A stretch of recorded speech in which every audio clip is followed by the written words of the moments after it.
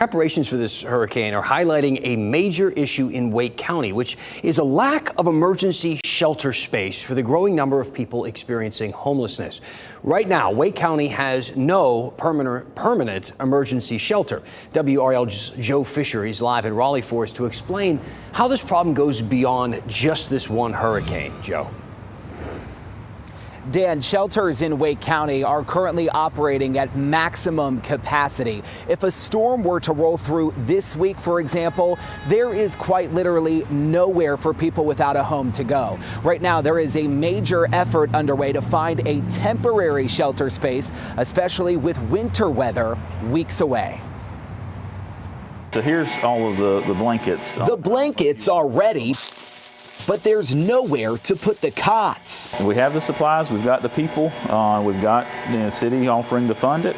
We just need a building. Last winter, St. John's Metropolitan Community Church took in 115 people a night at its former building on Maywood Avenue. They've since moved, and their new space is not big enough. The reality is, if we don't have space to put people, people die.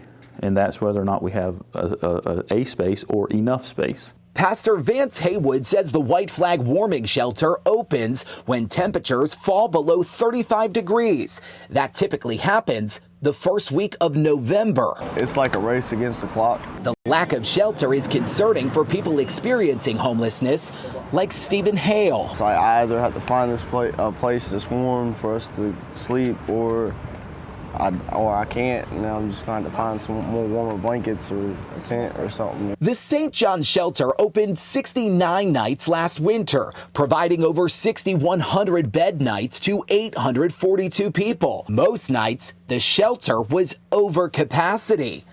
We are overwhelmed. With homelessness up 70% in a year in Wake County, advocates say the need is even greater this winter.